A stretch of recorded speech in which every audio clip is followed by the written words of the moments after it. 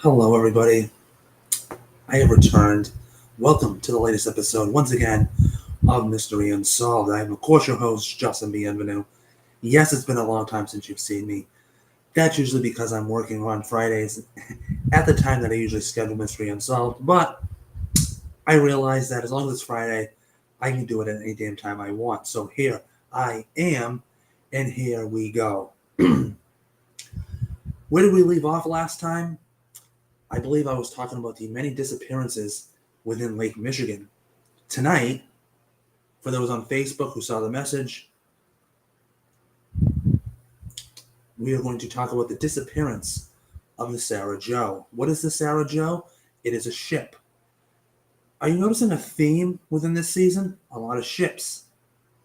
That's because I did a lot of research, and it just so happens that what was left over that I haven't really talked about have been the disappearances of ships. And there's a lot of them. And we're going to talk about as many as we can because why the hell not? I will do my very best to talk as clear as possible. I have a cough. I have a cough drop in my mouth. I'm hoping that I can talk. I was losing my voice in and out throughout the day today, but hopefully you'll hear me clearly. So without further ado, Mystery Unsolved, the disappearance of the Sarah Joe. Normally I go to a certain website, but wouldn't you know it, Unsolved.com, the official website of Unsolved Mysteries, has a very thing. It's called the Lost Hawaiian Fisherman. But what happened to the lost crew of the Sarah Joe? If I had the voice, I would. At some point, I'm going to do an entire episode in the voice of Robert Stack. It's just not going to be this one. To that one person watching, they're probably like, "The fuck? What is Justin doing on?" All right, come on. I can't read. Unfortunately, Unsolved has one of those websites where you have to scroll across to read. All right. So we need a little backstory here on what the Sarah Joe is. But unfortunately, we ain't gonna get it. On February 11th, 1979, that was about 40 years ago, in the town of Hana on the Hawaiian island of Maui, 5 local men left their small village to go pleasure fishing on a 17-foot Boston whaler named the Sarah Joe. The men, Benjamin Kalama, Ralph Malakaki. Oh God, me trying to pronounce Hawaiian names here. Ralph Maliakini, and Scott Mormon, Patrick Worcester, and Peter Hinchett were all experienced fishermen. They left around 10 in the morning. It was a clear day, and the weather was calm. But early in the afternoon, the wind suddenly changed direction, the sign of a pending storm. Peter's father, John Hinchett Sr., grew concerned. As the storm grew, John and a friend went in search of the Sarah Joe. The next day, John continued the search with the help of marine biologist John Naughton. Their search that day would prove fruitless. Nobody else had reported seeing the Sarah Joe. The following day, the Coast Guard joined the search. But according to Captain John Cushman of the U.S. Coast Guard, they really didn't know where to look. The initial place where we started searching was very ill-defined because we weren't really sure exactly where the Sarah Joe had gone fishing. So it encompassed a relatively large area, initially the first day, and then the area got bigger and bigger and bigger. When the search was finally suspended 5 days later, we had searched 73,000 square miles, and they found nothing. Over the next few weeks, the Hana residents combined the local beaches, looking for any sign of the missing Boston whaler. When no trace was found, their loved ones eventually gave up all hope. Then, 10 years later, on September 9th, 1988, an incredible coincidence suddenly led to a major break in the case. 2,000 miles west of Hawaii, in the Marshall Islands, John Nunn, the very same marine biologist who had searched for the Sarah Joe a decade earlier, was on a wildfire expedition. On a deserted atoll called Taongi, he spotted a small boat. John and his crew went on shore to inspire the wreckage. Oh snap! On the boat there were still a few letters and numbers from the registration number, and immediately I saw that it started with an HA, which indicates that the boat was registered in the Hawaiian Islands. Oh snap! About 60 yards away, John and his crew came upon another startling discovery: a shallow grave. When we got up there, we could see immediately that there was a human jawbone protruding out of the pile of rocks. At that time, we had no way of knowing that the gravesite was associated with the wrecked whaler. After finding no sign of anyone else on the island, the men contacted the Coast Guard. They ran a check of the registration number and made a positive ID. It was the Sarah Joe. The grave was excavated, and the parts of a human skeleton were uncovered.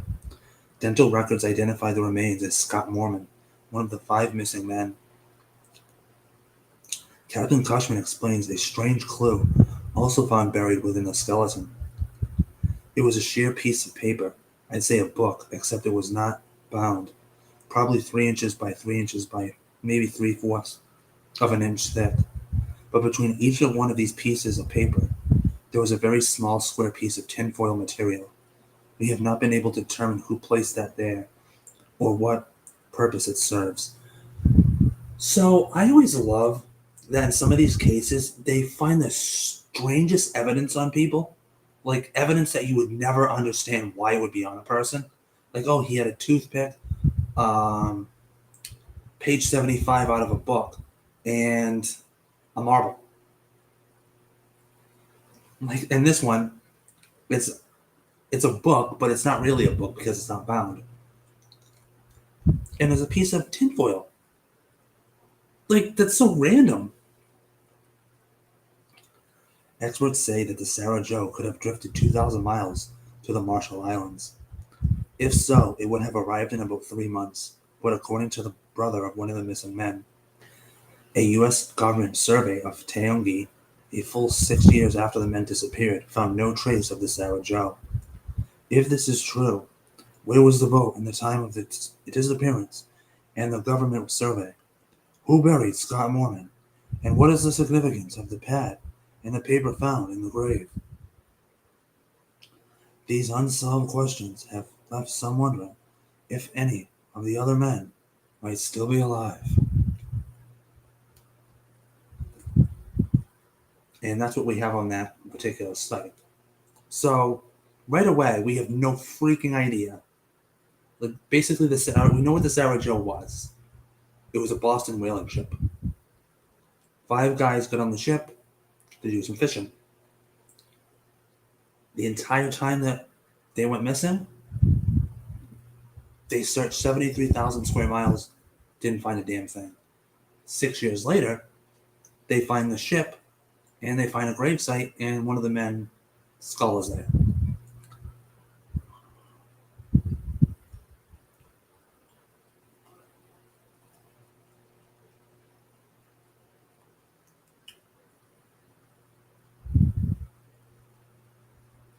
Then there's comments, but we're not going to read those. All right. Let's go to medium.com. I don't know how good this is going to be because this is probably someone's article.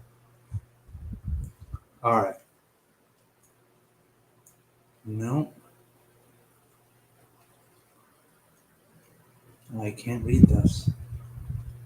No. So never mind that one. I can't read it. It won't let me. All right. The Sarah Joe was a 17-foot motorboat that then 20-something Robert Melikini acquired in the 70s. He named it after Mom Sarah and Dad Joe. It was really that simple. He named it this. Wow. Wow. The name Sarah Joe is also linked to one of the greatest tragedies and mysteries to arise from Hannah. We already know the boat took people out. What happened to the men aboard remains part fact and part fiction. It's a tale retold by outsiders around this time yearly, and a story that's lived daily by generations of people residing in East Maui. Talking story and speculation. Oh, we got some ages on the men. Ralph Melaliatini was 27. Scott Mormon, the guy whose body was found, he was 27. Benjamin Kalama was 38. He was the oldest. Patrick Wossner was 26, and Peter Hanship was 31.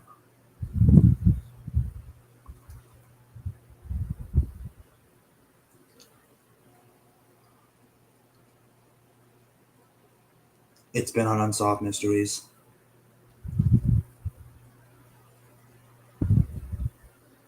Family members on Friday said Friday, I don't know if this article is, they are not riddled by the Sarah Joe mystery in the same way that others may be. I'm not ripping on Hawaiian people, but this seems very Hawaiian-like. Like, oh, I am not worried at all. I know that they are alive and they are probably somewhere. Like, it doesn't say that, but the fact that it's worded like, oh, the family members aren't worried, like, that just seems so typically Hawaiian to me. Again, I'm not trying to rip on Hawaiian people, for the love of God, don't think that. But it's just Hawaiian people tend to have this very preserved, very well, calm, peaceful outlook, which is great to have. But when it comes to like crazy ass creepy mysteries like this, you should still have that positive hope, but at the same time, like maybe be a little wary and curious.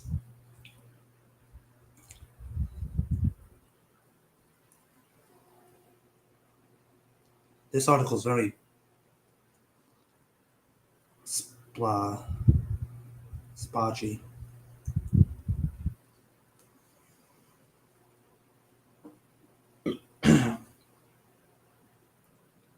The Coast Guard called off its search after about 5 days. A massive community search via land, air, and water ensued. People combed the coastlines of neighboring islands. With no word of Sarah Joe in years past.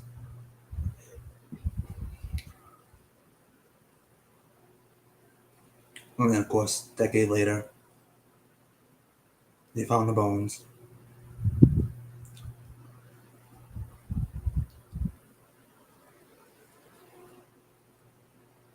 In 1990, Robert Malaliakini, along with friend former TV host Harry Kojima of Let's Go Fishing, and Hawaii private investigator Steve Goodenow, traveled to the atoll to conduct their own search.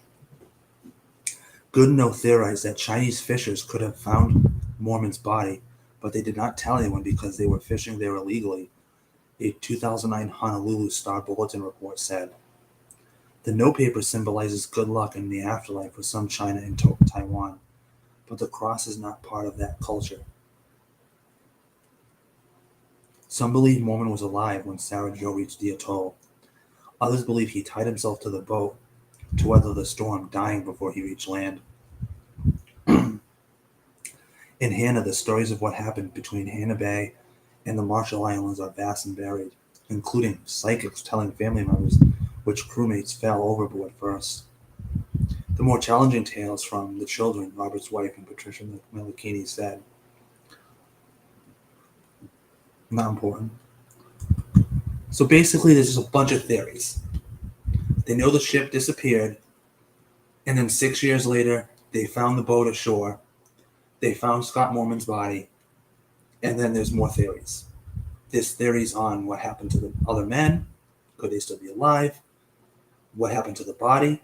And one report said that when one of the brothers and 2 other men did their own search, they thought that perhaps Scott Mormon was still alive, then shortly died after the boat became, was shored, and that also the Chinese fishermen never reported it because they were fishing illegally.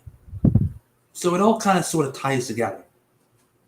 But the main question is, what happened to the Sarah Joe to make it drift, and what happened to the 5 men? That's why we're here.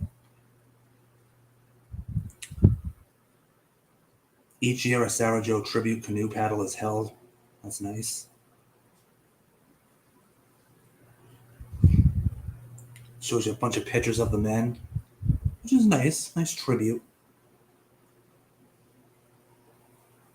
I imagine if I click on another article, we're going to get the same damn thing. So, all right. We got a Reddit article, which I'm not going to click on because don't need a bunch of people who don't know nothing thinking they know something. All right. First things first, let's break this down. Usually I have theories on what I think happened. I'm going to still do that. Unfortunately, we have 3 different sets of what happens to go over here. But we're going to do it. First things first, what happened to the Sarah Joe? It was found. So we know that much. But now the question is, what happened to make it drift ashore? Because remember, this thing, there's the Coast Guard, family members, friends, you name it. They searched 73,000 square miles. Didn't find the men. 73,000 square miles may not seem like much to you and me, but that's a pretty big area to cover. So here's the thing. It drifted. I think there was a mention of 2,000 square miles. Okay.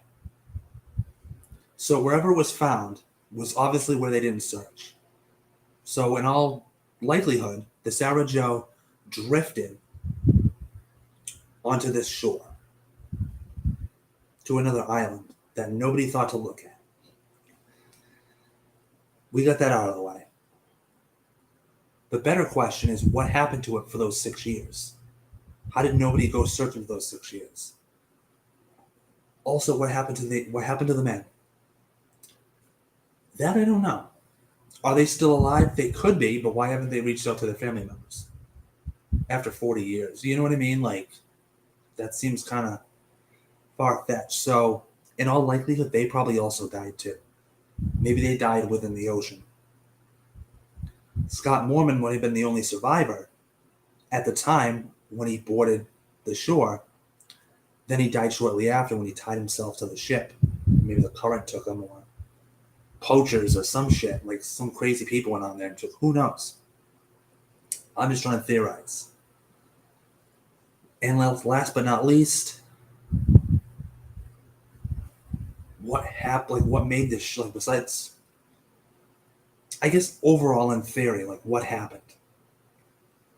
Well, it's a mystery for a reason. There's just a bunch of mysteries all rolled up into one that make it a big mystery. It probably drifted ashore. That's my first theory. All the men, I don't think they survived. I think they probably fell off the boat. Maybe during a storm, because remember they mentioned a storm. Scott Mormon survived, got on shore, then tied himself. Then the storm or the current took him to, killed him, and he probably just sat, was on the island, laying on the island, rotting. And he just kind of withered away, and then the Chinese people found him. Didn't mention anything because they were illegally fishing. Sounds pretty damn good to me, right? Normally I don't say it, but I got to bring it back because there's a lot of questions here. So what do you think happened to the Sarah Joe? Do you think it drifted ashore? Do you think the men survived? Perhaps passed longer than when I said they perhaps survived or died? What do you think happened to Scott Mormon? What's his tale? As always, even though you usually don't, comment on the video over on YouTube. Feel free to message me, reach out, let me know your thoughts. This has been a very pretty intricate episode. Like there's a lot of pieces. It's kind of like a puzzle. I mean, anything that's featured on Unsolved Mysteries is kind of a big deal. So, and also you feel like you'd be getting a lot more, and there's a lot there. There's plenty of there, but it's just enough for me to do my own little enclosed case on. Historic mysteries. All right, we're gonna go try one more article here. See if we can find some more information that the other ones don't have. More than 35 years later, the Sarah Jo mystery leaves us with more questions than answers. See? For instance, what happened to it? Why did they find it on the shore? Why did they only find the skull of one guy instead of all five? What's going on? So I've already asked the questions. I already asked you what you think. Usually I'd be ending the episode, but again, I feel like there's a little piece that I'm missing. So that's what we're going to do. We're going in. We're going back into the water. Unexpected weather. Okay. So we know that. Just based off the fact that there was a storm or heavy winds, leads me to think strongly that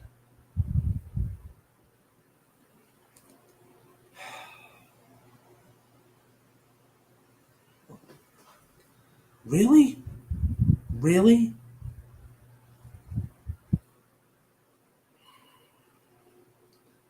Well, the hell with that one. All right, well, that whole website just froze on me, so I apologize.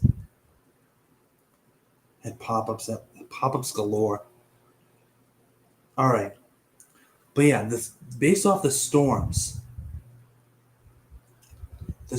make me think that it just drifted the ship.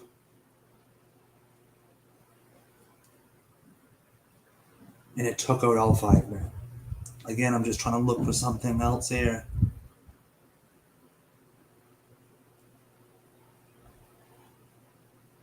The search, the shallow grave, the paper trail. This was a makeshift grave, unquestionably dug in a hurry and by one person alone. Covering the grave were a pile of coral rocks, and at one end, a crudely made wooden cross. A human jawbone was seen protruding out of the pile of rocks. Naughton and his crew had no idea if the grave was connected to the Salmon Show, which we know it was. It was Scott Moorman. Okay.